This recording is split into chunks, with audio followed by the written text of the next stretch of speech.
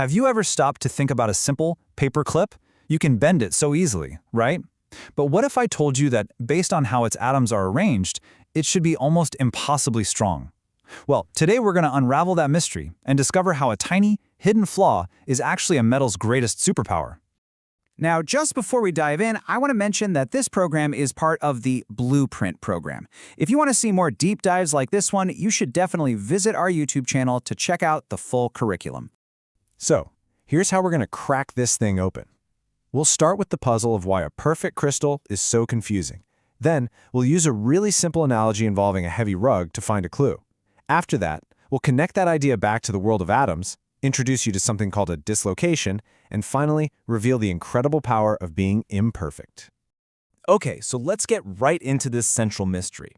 We think of metals as being strong, but here's the weird part. They are way, way weaker than they theoretically should be. And you know what? That's actually what makes them so useful.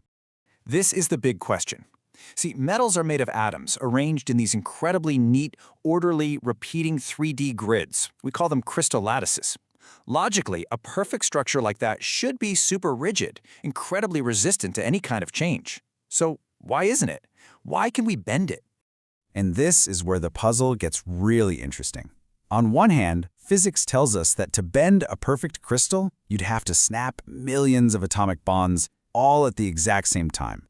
That would take a ridiculous amount of force. But then, in the real world, you can bend a paperclip with your fingers. There's this huge gap between the theory and what we can actually do.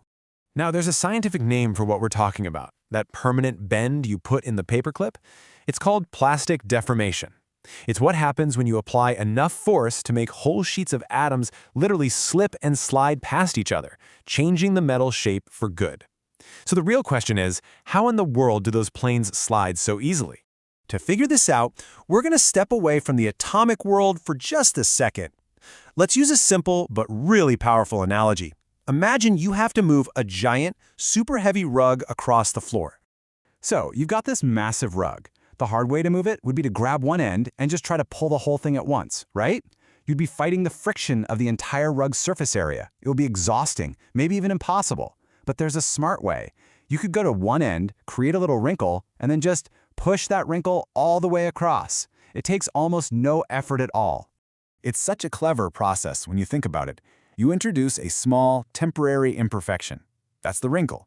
Then you only have to move the imperfection, not the entire rug. And as that wrinkle travels all the way to the other side and flattens out, the whole rug is shifted forward. You've made a huge change with very little energy. Okay, so what in the world does a rug have to do with a metal paperclip? Well, this is it. This is the aha moment where that simple analogy completely unlocks the science behind why metals bend. Let's just map it out, side by side. The heavy rug, that's the entire crystal lattice of the metal. The immense friction you'd have to overcome, that's the enormous force you'd need to break all the atomic bonds at once. And that little, easy-to-move wrinkle, in the atomic world, that's a special kind of defect called a dislocation. Pushing the wrinkle is just like applying stress to the metal with your fingers. And hey, speaking of things clicking into place, if this explainer is helping you see things more clearly, could you do us a quick favor? Just take a moment to like this video and subscribe to the channel. It honestly helps us a ton and lets us keep making more explainers like this one. So we've been calling it an atomic wrinkle, but now it's time to use its proper name, a dislocation. Let's formally meet these tiny imperfections because they're the real heroes of this entire story. So what exactly is a dislocation? It's really just a line of atoms that are, well, out of place.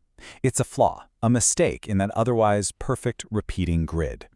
And just like the wrinkle in the rug, it's a small localized area of messiness inside a much bigger, very organized structure.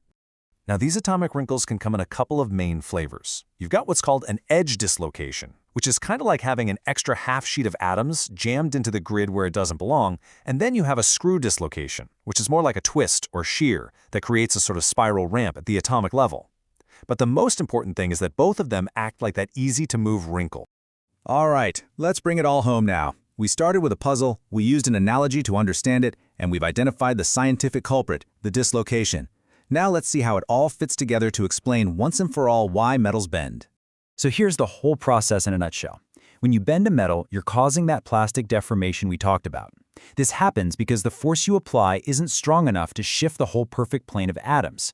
Instead, that force just finds the pre-existing dislocations, those atomic wrinkles, and pushes them through the crystal. And because it takes so much less energy to move a wrinkle than it does to move the whole rug, the metal can be bent, shaped, and formed with relative ease. And you've got to understand, this isn't just some minor effect. This is the mechanism.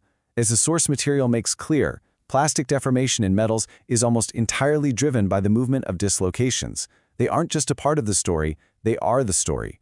Our ability to use metals to build things depends entirely on these tiny flaws. So we end up with this really fascinating idea.